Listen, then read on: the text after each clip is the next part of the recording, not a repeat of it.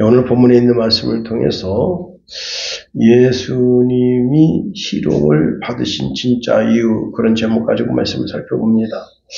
여러분, 그 구약의 유명한 선지자 엘리야가 있습니다. 엘리야가 대머리이신 것을 아시나요? 최근에 이제 가발이 많이 발전돼서 아주 깜짝 같습니다. 한 5년 전에 선배 목사님이 이제 신년 할애 때 오셨는데 갑자기 가발을 쓰고 오신 거예요. 제가 이제 그 선배 목사님을 몰라보고는 여기 오시면 안 됩니다 그랬더니 저를 쳐다보시면 왜? 그러시더라고요. 그래서 저는 처음에 그분이 이제 교회 사찰 집사님이신 줄 알고 들어오시면 안 된다 그랬는데, 그래서 이분이 나한테 반말을 해서 내가 순간적으로 이분이 누구신데 나한테 반말을 하지? 가만히 보니까 선배 목사님이에요. 그래서 내가 그냥 한 5년, 10년은 젊어 보이십니다 했더니 이번에 하나 장만했다 그래 말씀하시더라고요. 근데 이제 엘리야가 이제 엘리사가 대머리였습니다. 엘리야 선지자가 승천하면서 이제 불수레를 타고 하늘을 승천할 때 자기가 입고 있던 겉옷을 외투를 던져주었습니다. 이게 무슨 뜻인가 하면 엘리사가 후계자다 하는 겁니다. 자, 이제 그 외투를 입고 선지자 사역을 감당하는데, 당시에 아직 길갈이나 베델 그리고 여리고에 있는 선지 생도들은 엘리야의 후계자가 엘리사인 것을 몰라요. 그래서 엘리사가 선지학교에 방문해서 자기가 후계자인 것을 알리기 위해서 이제 베델을 향하여 올라가는데, 그때 그 신체의 약점을 빗대어 가지고 동네 젊은이들이 나와서 대머리여 올라가라, 대머리여 올라가라 이렇게 조롱했습니다. 그때 엘리사가 여호와의 이름으로 그들을 저주했습니다. 그러면 엘리사가 왜 저주했느냐? 주석에 보니까 두 가지 이유가 있다는 거예요. 첫 번째는 이 대머리가 되는 것은 당시의 나병에 걸리면 모든 털이 다 빠진다. 그래서 그 엘리사를 가리켜서 대머리에 올라가라, 대머리에 올라가라 그렇게 했다는 겁니다. 그런데 엘리사는 이제 나병에 걸린 것이 아니기 때문에 비난받을 만한 일은 아니다는 겁니다. 또 하나의 해석이 있는데 무엇인가 하면 당시 이 동네가 우상숭배에 빠졌습니다. 그래서 하나님의 사람을 업신여기고 조롱하는데, 여기 이제 올라가라 올라가라 그 말은 엘리야의 승천을 불경스럽게 표현하는 것으로 이것은 하나님을 조롱하는 그런 언어였다는 겁니다. 그래서 여호와의 이름으로 저주했더니 암콤이 나와서 당시 42명의 아이들을 찢어 죽였다는 겁니다. 오늘 본문에 보면 예수님이 조롱당하십니다. 그런데 그 조롱을 그냥 받고 계시다는 겁니다. 이에 대하여 베드로전서 2장 23절 24절에 욕을 받으시되 욕하지 아니하시고 고난을 받으시되 위협하지 아니하시고 오직 공의로 심판하시는 자에게 부탁하시며 친히 나무에 달려 그 몸으로 우리 죄를 담당하셨으니 이는 우리로 죄에 대하여 죽고 의에 대하여 살게 하려 하심이니라. 저가 채찍에 맞음으로 너희는 나음을 얻었나니 말씀했습니다.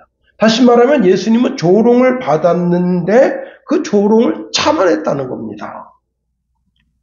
요한은 이 예수님이 누군지에 대해서 말씀하고 있습니다. 사실 요한복음은 요한의 신앙 고백이다. 예수님을 어떻게 보고 있는지에 대한 신앙 고백과 같다는 겁니다.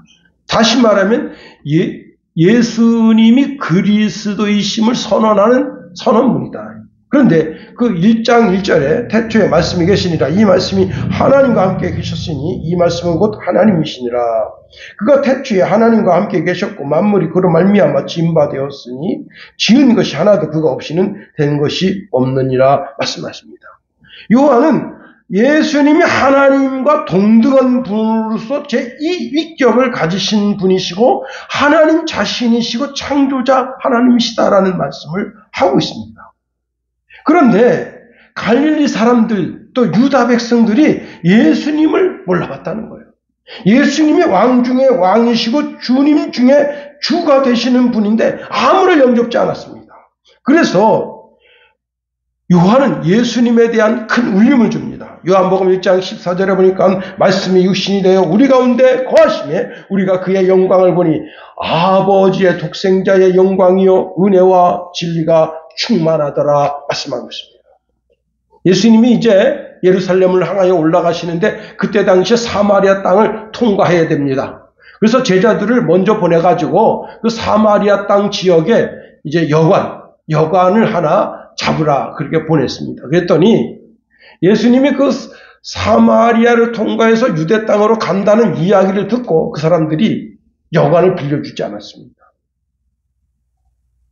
왜냐하면 예수님이 이 사마리아 지역에 거기서 전도 사역을 하시고 거기서 며칠 묵으시고 돈도 쓰고 좀 그럴 줄 알았는데 그게 아니고 단지 여기서 잠만 자고 올라간다니까 화딱지가 나서 예수님을 위한 여관을 빌려주지 않은 겁니다. 그때 요한이 이렇게 말했습니다. 예수님, 저희가 하늘에서 불벼락을 내리게 해서 그들을 태워버릴까요? 다시 말하면 요한은 예수님이 이렇게 조롱받을 뿐이 아니라는 거예요. 희롱받을 뿐이 아니라는 거예요. 지금 저들이 사마리아 저놈들이 우리 예수님을 조롱하는 걸 내가 참지 못하겠다는 거예요. 그때 예수님께서 가시던 발걸음을 뒤돌아서서 요한을 꾸짖으셨습니다. 자, 오늘 본문의 말씀을 보세요. 예수님은 빌라도의 관정에 들어가서 옷이 홀라당 벗겨졌습니다. 당시 헤롯 왕이 입다 버린 자주색 옷, 물감에 물이 잘못 들어서 홍색으로 빛이 바래 누런 옷, 그 옷에는 구더기도 있고 쥐 며느리도 있고 지렁이도 스물스물 기어다니는 그런 옷을 예수님 몸에 입히고 종려나무 가시로 만든 가시관을 그 머리에 씌우고 그리고는 여러분 알몸이 다 드러난 그 망토에 정말 우스꽝스러운 모습이죠. 그런데 거기에 가시관을 씌워서 쉴 수 없이 피가 툭툭 그 눈썹을 또 그 이마를 볼을 탁 해서 피가 지금 전신에 흐르고 있습니다. 자, 그러는 가운데 이제 로마 군병의 조롱이 시작됐다는 겁니다. 그래서 29절 중간절에 보면 갈대를 그 오른손에 들리고 그 앞에 무릎을 꿇고 희롱하여 이르되 유대인의 왕이여 편안할지어다 하며 30절에 그에게 침 뱉고 갈대를 빼앗아 그의 머리를 치더라 말씀하고 있습니다. 다시 말하면 예수님 생애의 최고의 수치의 순간이고 최고의 조롱이다. 최근에 이제 신병 3라고 해서 이제 다시 시리즈가 나오는데요. 거기 문빛날이라고 하는 이병이 있습니다. 이 문빛날이 이병이 사고뭉치예요. 왜 사고뭉치인가 하면 거기 이제 최일구 병장이 이제 저녁 17일 남겨놓고 휴가를 나가게 됐습니다. 그러니까 그 휴가 때 입는 옷을 일개장이라 그래가지고 제일 좋은 옷을 남겨뒀단 말이에요. 휴가 때 입고 나가려고. 근데 이제 그걸 이제 달이라고 문빛날이 입영하게 줬는데 이 최일구 병장 습관이 뭐냐면 이런 이제 주머니에다가 자꾸 휴지를 갖다 집어넣는 거예요. 그래가지고 이제 다른 이제 일병이나 이병이 그 최일구 병장 옷을 세탁할 때는 반드시 주머니에 화장지가 있는가를 살펴라. 근데 그걸 안 살피고 그냥 빨았더니 어떤 일이 벌어졌냐면 이 휴지가 이제 전투복에 다 묻어 있을 뿐만 아니라 나가는 배수구를 막아버린 거예요. 청소기. 그래가지고, 그 세탁기.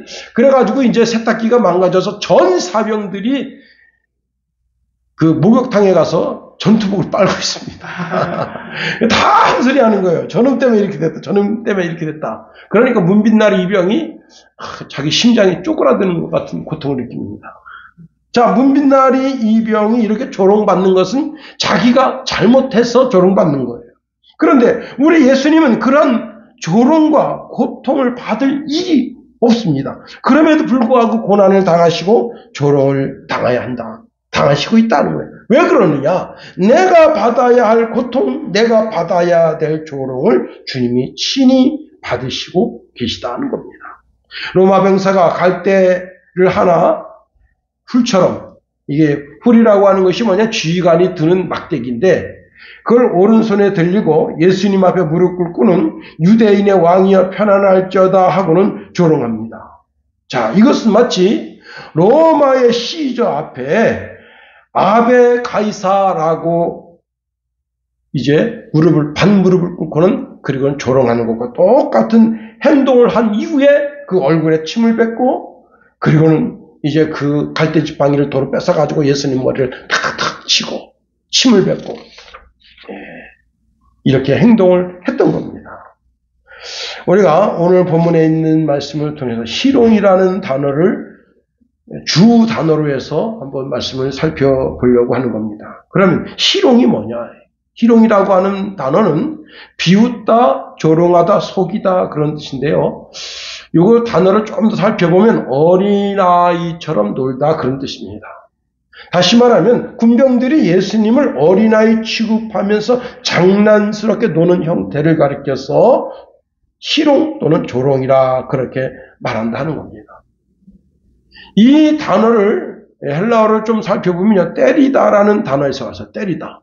그런데 여러분 어린애를 놓고 때리다 어떻게 때리는 것처럼 이렇게 하는 거 움찔대죠. 꼬집는 것처럼 이렇게 하죠.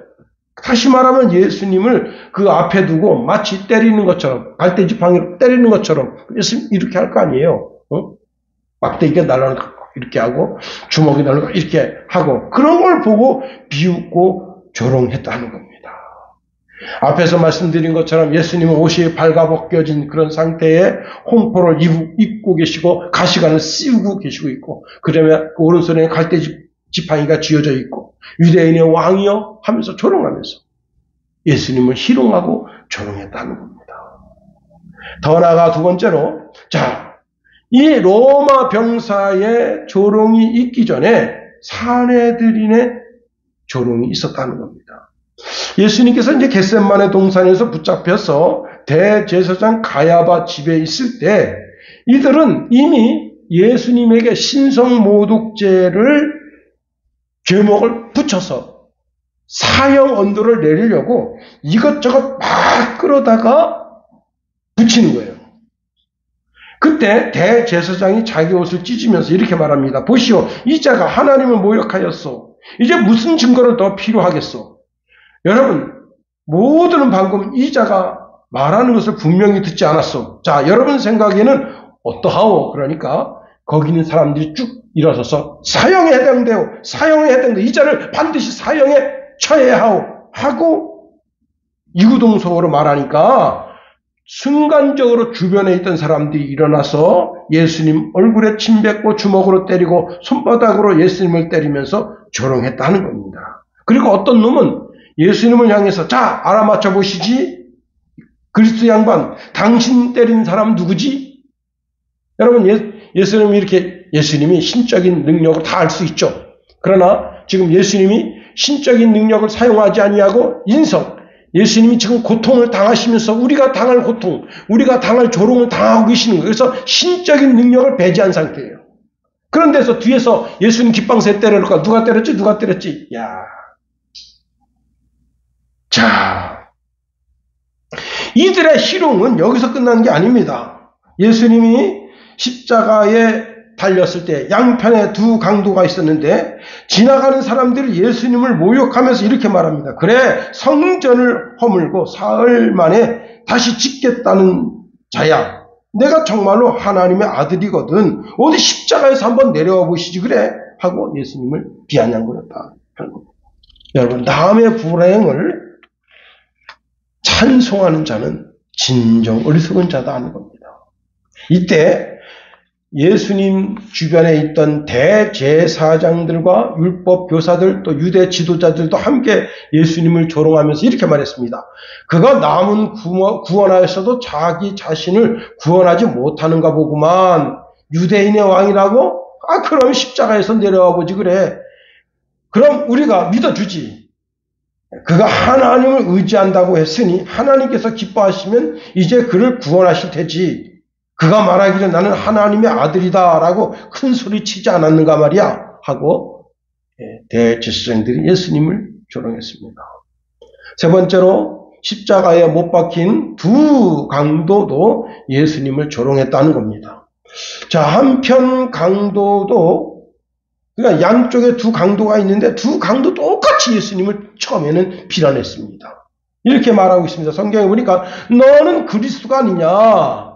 이제 너도 살리고 우리도 구원해 보시지 그래? 하고 둘 다 예수님을 조롱했습니다. 다시 말하면 예수님을 구세주로 받아들이지 못하겠다는 거예요.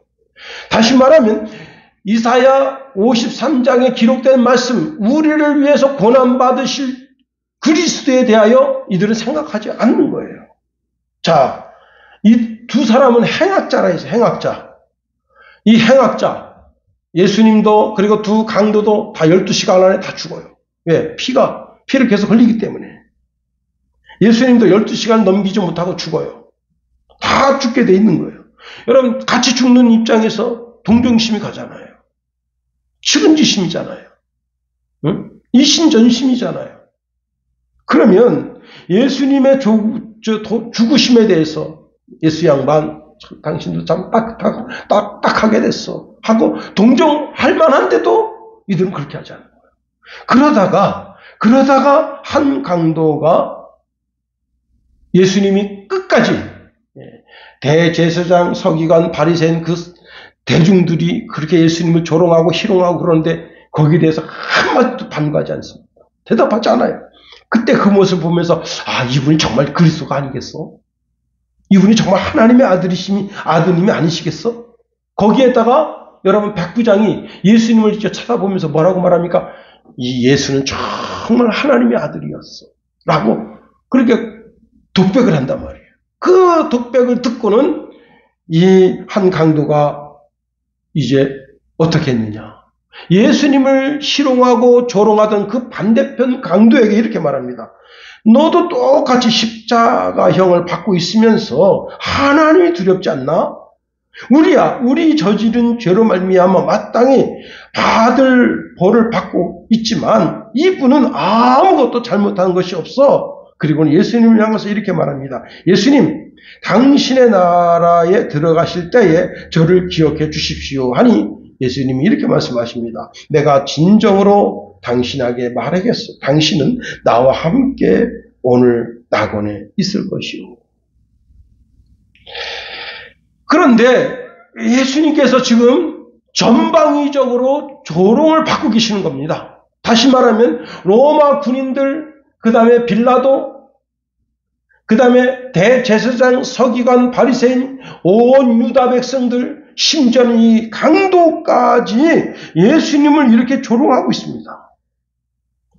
자, 이들이 예수님을 이렇게 조롱하는 것은 예수님이 누군지를 몰라서 그런 거예요. 누가복음 23장 34절에 보니까 예수님이 이렇게 말씀하십니다. 아버지여, 저들을 용서하여 주옵소서. 자기들이 하는 것을 알지 못함이니이다 라고 말씀하고 있습니다. 오늘날도 마찬가지입니다. 오늘날도 많은 사람들이 기독교를 심하게 비난하고 비하하고 욕하고 심지어 여러분 이슬람권에서는 예수 믿는 사람들을 때리고 핍박하고 죽이고 그렇게 하는 거예요. 왜 그렇게 하는 거예요? 예수님이 누군지 모르기 때문에 그렇습니다. 저들이 예수님이 누군지 알았더라면 예수님 십자가에 못 박았겠어요? 고린도전서 2장 8절에 보니까 이 지혜는 이 세대의 통치자들이 한 사람도 알지 못하였으니 만일 알았더라면 영광의 주를 십자가에 못 박지 아니하였으리라 말씀합니다. 자, 로마 병사의 눈에나 사내들인 그 대제사장, 서기관, 바리새인 눈에는 예수님이 어떻게 보이느냐? 저 갈릴리 나사렛 촌놈, 시골 촌뜨기 목사가 지금 예루살렘에 와서 그 예루살렘을 한번 뒤집어 보겠다고, 성전도 막 개혁해 보겠다고 저렇게 하다가 걸려들어서 지금 순교당하는 그런 촌뜨기 목사로 보이는 거예요. 다시 말하면 예수님을 헐뜯는 자들은 자기가 지금 누구를 헐뜯고 있는지 알지 못하는 겁니다. 아니, 알려고도 하지 않는 거예요. 그런데 우리가 정말로 놀라는 것은 주님은 이러한 희롱을 이미 용서하고 계시다는 거예요. 사실 희롱은 예수님에 대한 모독이다. 이는 말로나 행동으로나 예수님에 대한 심한 모욕이죠. 말로 하는 모욕이나 행동으로 하는 모욕, 행위는 예수님의 전 인격적인 살인과 같다 하는 겁니다. 그런데 예수님이, 여러분, 우리가 말로써 예수님에게 우리 죄를 고백하면 우리 죄가 용서함 받고, 말로써 우리가 우리의 신앙을 고백하면 우리가 예수님께로부터 하나님의 자녀의 명분을 얻게 되는 거예요. 이 말이 참 중요합니다. 말에 놀라운 능력이 있다는 거예요. 요한일서 1장 9절에 보니까 만일 우리가 우리 죄를 자백하면, 뭐죠? 말로써 자백하면 이는 미쁘시고 의로사 우리 죄를 사하시며 우리를 모든 불의에서 깨끗하게 하실 것이요. 여러분, 말로써 예수님을 주로 그리스도로 시인해서 구원받습니다. 로마서 10장 10절에 보니까 사람이 마음으로 믿어 의에 이르고 입술로 시인하여 구원에 이르느니라. 빌립보서 2장 11절 말씀에 보니까 모든 입으로 예수 그리스도를 주라 시인하여 하나님 아버지께 영광을 돌리게 하셨느니라 말씀합니다. 그런데 우리가 말로나 행동으로나 그리스도를 거역하고 그리스도를 조용하고 희롱해 하는데도 주님은 그 죄를 용서하시겠다는 거예요. 이것은 예수님을 주와 그리스도로 알아보지 못하는 단순한 사람이라고 보고 접근해서 예수님에 대한 조롱이나 희롱, 예수님이 누군지 몰라. 그래서 예수님은 막 욕해대는 거야. 예수님이 하나님의 아들이시고 만왕의 왕이시고 만주의 주시고 우리의 그리스도이심을 알았다면 어떻게 예수님은 욕했겠어? 그러니까 예수님에 대한 정체성을 모르니까 모르고 욕하는가? 예수님 그것에 대해서 용서해 주시겠다고 말씀하십니다. 예수님을 거역하는 모든 일련의 행위, 즉 희롱, 조롱, 심지어는 오늘 본문에서 그 로마 병사들이 예수님의 옷을 벗기고 가장 더러운 옷을 입히고 가시관을 씌우고 갈대를 손에 쥐어주고는 예수님을 희롱하는 그 모든 일련의 행위까지도 다 주님 용서하신다. 왜? 나를 모르고 그렇게 했기 때문에. 그러나 내가 예수님을 알았어요. 예수님이 주와 그리스도이심을 알았습니다. 자, 우리가 예수님을 알았다면, 내가 예수님이 나의 주가 되시고 나의 그리스도가 되심을 알았다는 것은 내 이 지적인 인지로 하는 게 아니에요. 내 지혜, 내 의지적인 것으로 예수님을 아는 게 아니에요. 내 감정적인, 내 지정의로 아는 것이 아니라 성령이 알게 하시는 거예요. 고린도전서 12장 3절에 보니까 그러므로 내가 너희에게 말하노니 하나님의 영으로 말하는 자는 누구든지 예수를 저주할 자라 하지 아니하고 또 성령이 아니고서는 누구든지 예수를 주라고 할 수 없느니라 말씀하고 있습니다. 내가 예수님을 주님이라고 고백했다. 예수님을 그리스도라고 고백했다. 이것은 뭐예요? 성령이 내 속에서 그 성령의 전적인 역사를 통해서 예수의 정체성을 알게 했다는 거예요. 내가 내 속에 계시는 성령으로 말미암아 예수님을 주 그리스도라고 고백하는 것이다. 그런데 내가 교회 다니다가 별것도 아닌 것 때문에 발길이 교회로부터 끊어졌습니다. 이것은 여러분 성경의 가르침에 위배되는 것이고 더 나아가 성령을 회방하는 죄다. 예수님이 참 무서운 말씀하십니다. 무슨 말씀하시느냐? 나를 모른다. 예수님을 저주하고 예수님을 욕하고 예수님을 때리고 예수님에게 가시관을 씌우고 예수님에게 침략법 따기를 때리고 그런 모든 죄는 다 용서받겠다. 그런데 여러분 성령을 회방하는 죄는 용서받지 못한다 말씀하십니다. 이게 무서워.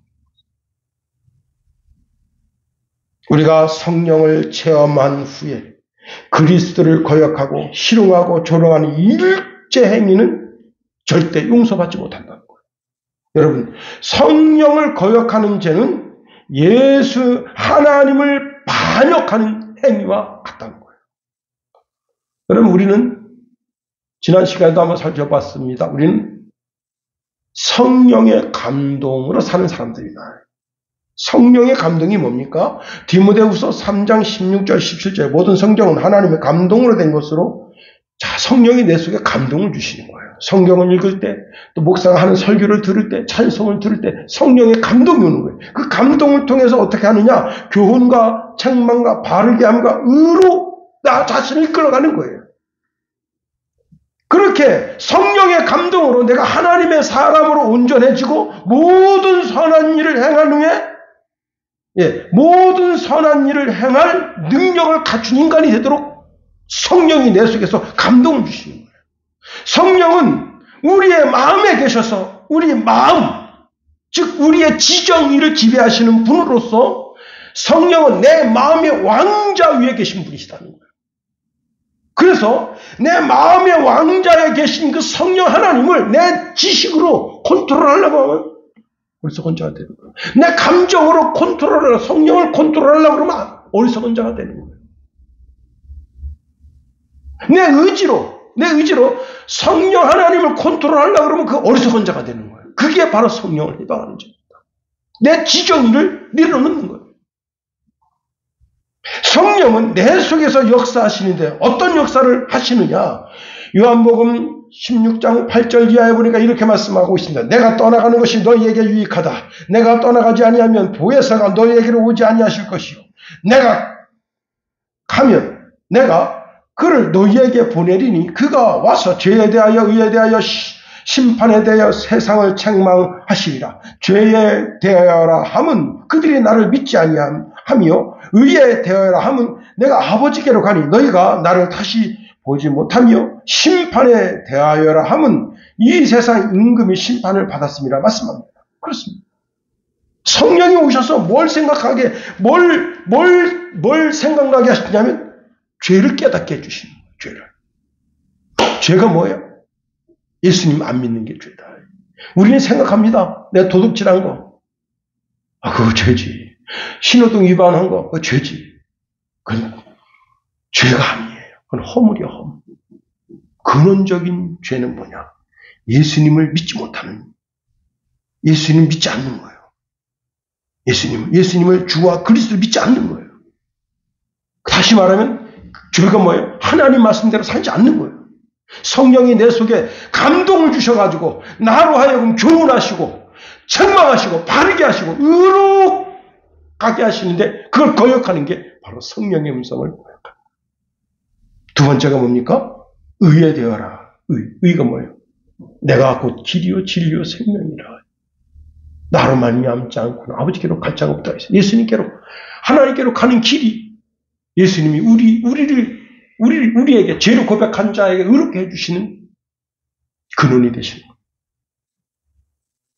13절에 이렇게 말씀하고 있습니다. 요한복음 16장 13절 14절에 진리의 성령이 오시면 그가 너희를 모든 진리 가운데로 인도하시리니 그가 스스로 말하지 않고 오직 들은 것을 말하며 장래의 일을 너희에게 알리시리라. 그가 내 영광을 나타내리니 내 것을 가지고 너희에게 알리시겠습니다. 말씀하십니다. 성령이 오셔서 죄를 알게 하고 의에 대하여 알게 하고 우리가 죄를 범하면 심판에 이른다는 사실을 알게 하십니다. 그래서 성령은 우리를 진리, 즉 예수님의 가르침 그대로, 성령은 예수님의 가르침 그대로 우리를 인도하신다.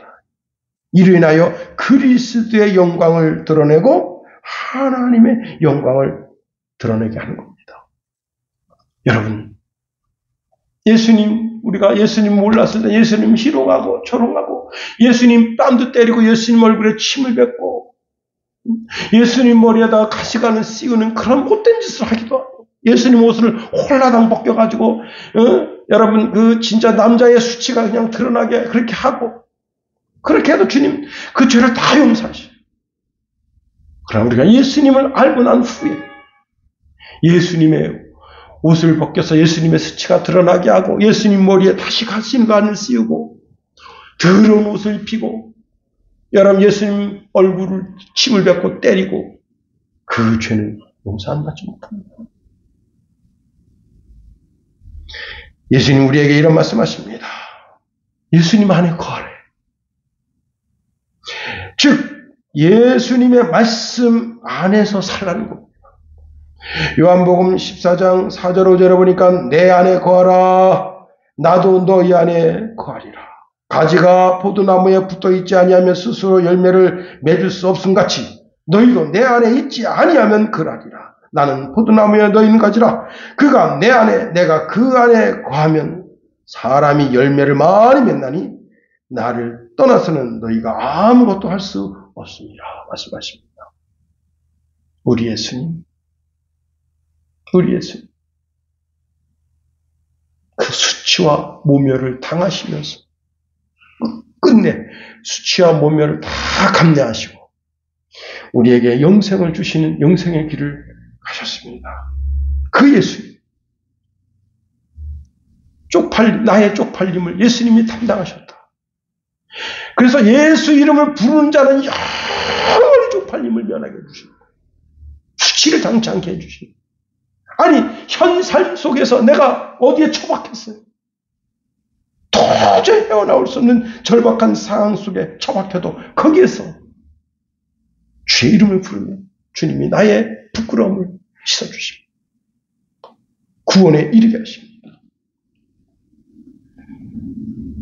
나를 위해서 조롱과 수치와 모멸을 담당하신 그 주님 위해서 평생 헌신하며 사는 저와 여러분이 되기를 예수님의 이름으로 축원해 드립니다.